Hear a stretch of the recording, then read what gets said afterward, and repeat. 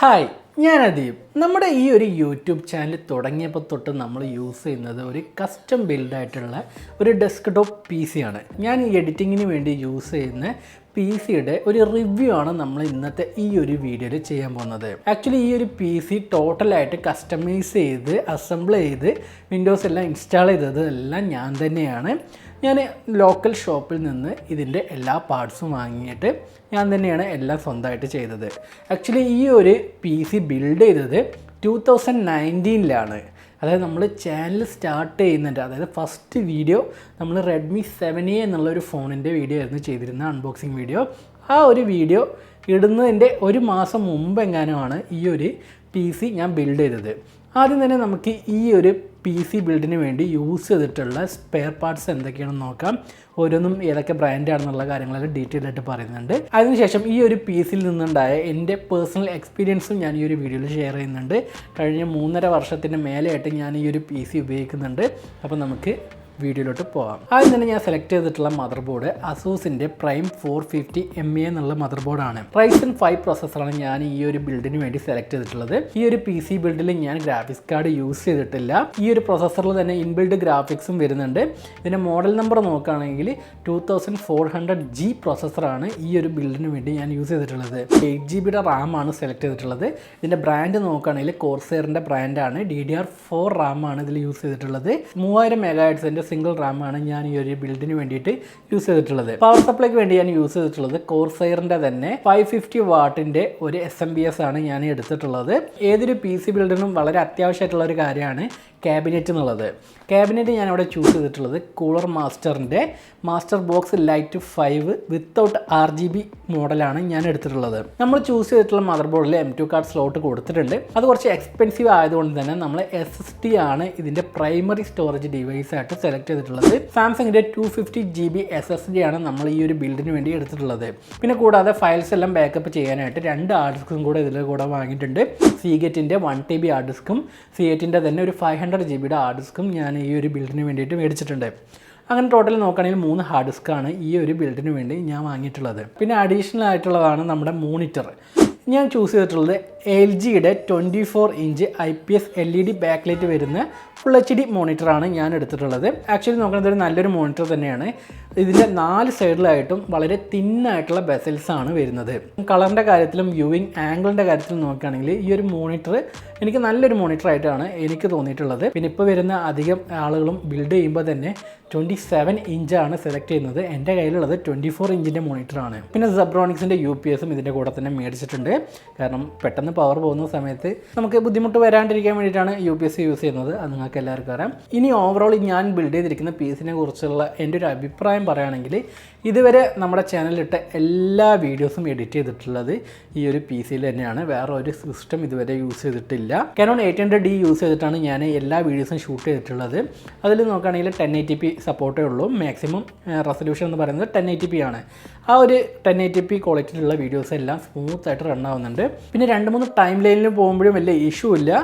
Issues lag, അതായത് ഞാൻ ഫിലിമോറയിലാണ് edit ചെയ്യുന്നത്. ലാഗ് എവിടെ വരുന്നു എന്ന് ചോദിക്കുകയാണെങ്കിൽ എഡിറ്റിങ്ങിൻ്റെ ആ ഒരു ടൈമിൽ ചോദിക്കുകയാണെങ്കിൽ നമ്മൾ പർട്ടിക്കുലർ ക്ലിപ്പ് ഫാസ്റ്റ് ഫോർവേഡ് ചെയ്യുന്ന സമയത്താണ് ചെറിയൊരു ലാഗ് വരുന്നത്. അതായത് നമ്മൾ ടൈം ലൈനിലിട്ട് പ്ലേ ചെയ്യുമ്പോൾ ചെറിയൊരു ലാഗ് വരുന്നുണ്ട്.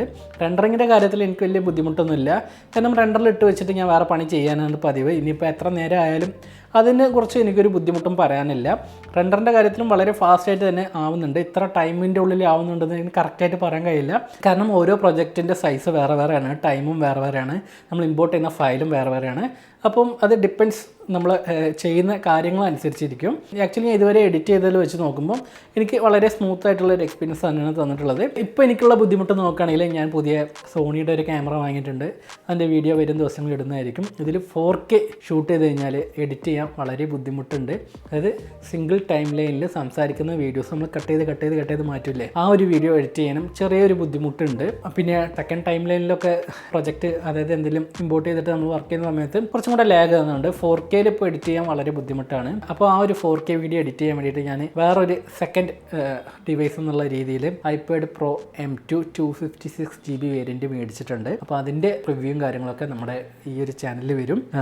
അതിനെക്കുറിച്ച് പറയാമെന്നുണ്ടെങ്കിൽ 4K വീഡിയോസ് സ്മൂത്തായിട്ട് പ്ലേ ആവുന്നുണ്ട്, റെൻഡർ ആവുന്നുണ്ട്. വർക്ക് ചെയ്യുമ്പോഴും എഡിറ്റ് ചെയ്യുമ്പോഴും യാതൊരുവിധ ലാഗും കാര്യങ്ങളൊന്നുമില്ല. അപ്പോൾ അതിൻ്റെ വീഡിയോ പതിയെ വരുന്നുണ്ട്. ഈ ഒരു സിസ്റ്റം കഴിഞ്ഞ 4 വർഷത്തിൻ്റെ അടുത്തായിട്ട് ഞാൻ യൂസ് ചെയ്യുന്നുണ്ട്. അപ്പോൾ എനിക്ക് ഈ ഒരു പി സിയിൽ നിന്ന് വല്ല കംപ്ലയിൻസും ഉണ്ടോ എന്ന് ചോദിക്കുകയാണെങ്കിൽ 2 കംപ്ലയിൻസ്, മേജർ കംപ്ലയിൻസ് എനിക്ക് വന്നിട്ടുണ്ട്. ഒന്ന് മദർ ബോർഡ് റിലേറ്റഡ് ആയിട്ടുള്ള ഒരു ഇഷ്യൂ ആണ് എനിക്ക് വന്നത്. ആ ഒരു ഇഷ്യൂ നോക്കുകയാണെങ്കിൽ ഒരു USB എറർ കാണിക്കുകയായിരുന്നു ചെയ്തിരുന്നത്. ഒന്നെങ്കിൽ നമ്മൾ ഓൺ ആവുന്ന സമയത്ത് ബയോസിൽ എഴുതി കാണിക്കുക, അപ്പം തന്നെ ഓഫ് ആവുക, അല്ലെങ്കിൽ കമ്പ്യൂട്ടർ വർക്ക് ചെയ്തുകൊണ്ടിരിക്കുന്ന സമയത്ത് എറർ മെസ്സേജ് വന്നിട്ട് ഷട്ട് ഡൗൺ ആയി പോവുക. അങ്ങനത്തെ ഇഷ്യൂസൊക്കെ ഉണ്ടായിരുന്നു. ഗൂഗിളിലൊക്കെ സെർച്ച് ചെയ്ത് നോക്കി, പക്ഷേ എനിക്ക് കറക്റ്റായിട്ടുള്ള സൊല്യൂഷൻ കിട്ടിയില്ല. ആക്ച്വലി ബോർഡിൻ്റെ തന്നെ ആയിരുന്നു എനിക്കും ഒരു ഡൗട്ട് ഉണ്ടായിരുന്നത്. ഞാൻ ഒന്നുകൂടെ കൺഫേം ചെയ്യാൻ വേണ്ടിയിട്ട് ഞാൻ എല്ലാവരും ചോദിച്ചപ്പം അധികം പേര് പറഞ്ഞത് ബോർഡിൻ്റെ ഇഷ്യൂ ആയിരിക്കാം എന്നുള്ളത്. പിന്നെ USB-ൻ്റെ കണക്ഷൻസ് എല്ലാം ഡിസ്കണക്ട് ചെയ്തിട്ടും ഞാൻ ചെക്ക് ചെയ്തു, എല്ലാം പ്രോപ്പറായിട്ട് എല്ലാം ചെക്ക് ചെയ്തിട്ടും എനിക്ക് കറക്റ്റായിട്ടുള്ള സൊല്യൂഷൻ കണ്ടുപിടിക്കാൻ കഴിഞ്ഞില്ല. കാരണം എനിക്ക് റീപ്ലേസ് ചെയ്ത് ചെക്ക് ചെയ്ത് നോക്കാനായിട്ട് മദർ ബോർഡോ വേറെ പ്രോസസ്സറോ വേറെ SMBS ഒന്നുമില്ല. ആ ഉള്ള സാധനത്തിൽ തന്നെ എങ്ങനെ നമുക്ക് കംപ്ലൈൻറ്റ് ഫൈൻഡ് ചെയ്യാന്നുള്ളൊരു കാര്യത്തിലായിരുന്നു ഞാൻ ചെക്ക് ചെയ്തത്. ഈ ഒരു കംപ്ലയിൻറ്റ് നോക്കുകയാണെങ്കിൽ 3 വർഷത്തിൻ്റെ ഉള്ളിലാണ് എനിക്ക് വന്നത്. എനിക്ക് തോന്നുന്നു ഏകദേശം ഒരു 2.5 വർഷത്തിൻ്റെ ഇടയിലായിരിക്കും എനിക്ക് ഈ ഒരു കംപ്ലയിൻറ്റ് വന്നിട്ടുണ്ടാവുക. അപ്പം എല്ലാ സ്പെയർ പാർട്സിനും വാറൻറ്റി ഉണ്ട്. അപ്പോൾ ഞാൻ എന്ത് ചെയ്തു, ആദ്യം തന്നെ മദർ ബോർഡ് എടുത്തിട്ട് അസൂസിൻ്റെ ഒരു സർവീസ് സെൻറ്റർ ഉണ്ടായിരുന്നു. ആക്ച്വലി സർവീസ് സെൻറ്റർ അല്ല, കളക്ടിങ് പോയിൻ്റ് ആയിരുന്നു കോഴിക്കോട് ഉണ്ടായിരുന്നത്. അവിടെ ഞാൻ കൊടുത്തു. അവർ ബോർഡ് റീപ്ലേസ് ചെയ്തിട്ട് തിരിച്ചു വരുന്ന സമയത്ത് വിളിക്കാമെന്ന് പറഞ്ഞിരുന്നു. ഏകദേശം 2 ആഴ്ച എടുത്തു ബോർഡ് തിരിച്ചു വരാനായിട്ട്. വന്ന ബോർഡ് നോക്കുകയാണെങ്കിൽ പുതിയ ബോർഡായിട്ടാണ് വന്നത്. പിന്നെ ആ ഒരു ബോർഡിൽ നോക്കുകയാണെങ്കിൽ CMOS ബാറ്ററി ഒന്നും ഇല്ലായിരുന്നു. അഡീഷണൽ ആയിട്ട് വാങ്ങിയിട്ടാണ് ഞാൻ CMOS ബാറ്ററി ഇട്ടത്. പിന്നെ ആ ഒരു ബോർഡ് കൊണ്ടുവന്നതിന് ശേഷം പ്രോസസ്സറെല്ലാം ഫിറ്റ് ചെയ്ത് വർക്ക് ചെയ്തപ്പം പ്രോപ്പറായിട്ട് വർക്കായി. പിന്നീട് ഇപ്പോൾ റീസെൻ്റ് ആയിട്ട് നോക്കുകയാണെങ്കിൽ ഈ ഒരു കഴിഞ്ഞ ഒരു മാസം മുമ്പ് നോക്കുകയാണെങ്കിൽ എനിക്ക് വേറൊരു ഇഷ്യൂ വന്നു.